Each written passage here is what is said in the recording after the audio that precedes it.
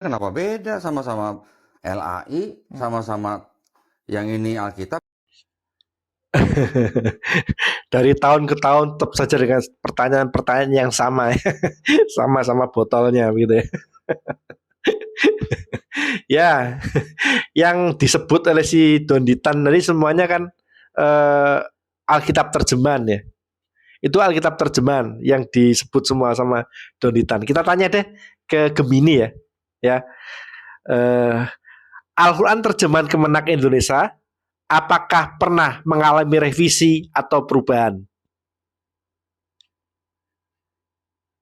Ya, Al-Quran terjemahan yang diterbitkan oleh Kementerian Agama Kemenak Republik Indonesia telah mengalami beberapa kali revisi atau penyempurnaan.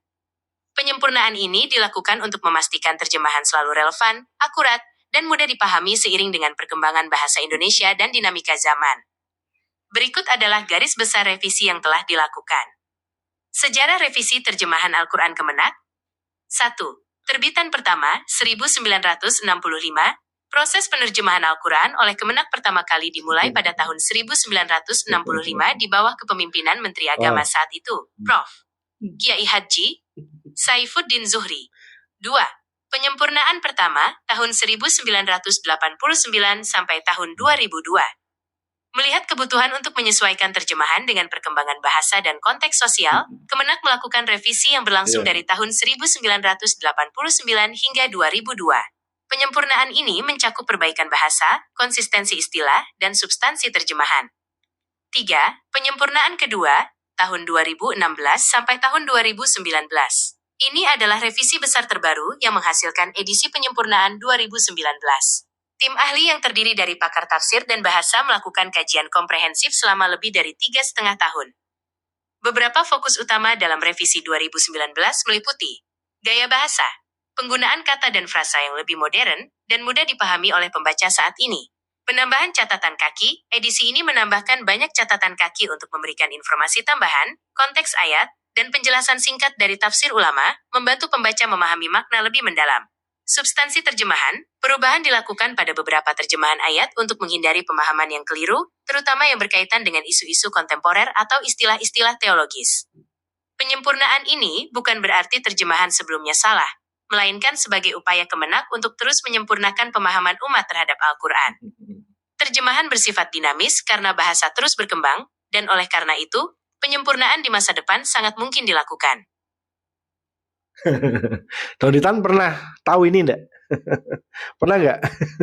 Nah, daripada dia sibuk untuk menunjukkan perubahan-perubahan terjemahan, yang tunjukkan dia kan Alkitab LAI terjemahan baru 1974, terjemahan baru 2 yang barusan diterbitkan, lalu NIV, lalu NKJF misalnya ada. Loh, itu semua kan terjemahan, Alkitab terjemahan. Ya, dia cuma menerjemahkan sesuai dengan bahasa lokal. Lah kitabmu sendiri juga sama. Nggak usah yang luar negeri dah. Yang Indonesia aja. Yang terjemahannya versi Kemenak. Kementerian Negara. Resmi ya. Kemenak RI ya.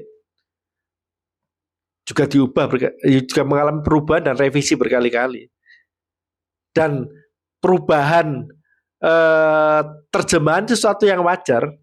Karena mengikuti perkembangan bahasa. Karena bahasa itu berkembang. Masa nggak mudeng kalau bahasa itu berkembang. Sehingga terjemahan juga akan berkembang. Aduh, tolong deh yang gini-gini saya jangan ditandai lah yang botol-botol kayak gini nih. Ini kalau mau membuka wawasan sedikit gitu ya, lalu menggunakan teknologi saat ini untuk mencari info ini gampang sekali jawabannya kayak gini nih. Jadi bukan cuma Alkitab saja yang terjemahannya mengalami perubahan. Kitabnya Donditan sendiri ya, Al-Quran sendiri juga mengalami perubahan terjemahan dalam bahasa Indonesia. Yang rubah siapa? Kemenak RI, direvisi terus mengikuti perkembangan zaman.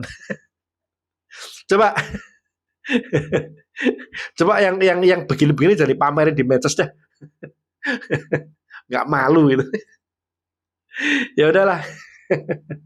Jelas ya sekarang ya. Bukan hanya Alkitab ya, bukan hanya terjemahan Alkitab yang mengalami perubahan ya. Al-Quran pun terjemahnya dalam bahasa Indonesia juga mengalami perubahan dan revisi. Ya udah, Tuhan Yesus memberkati.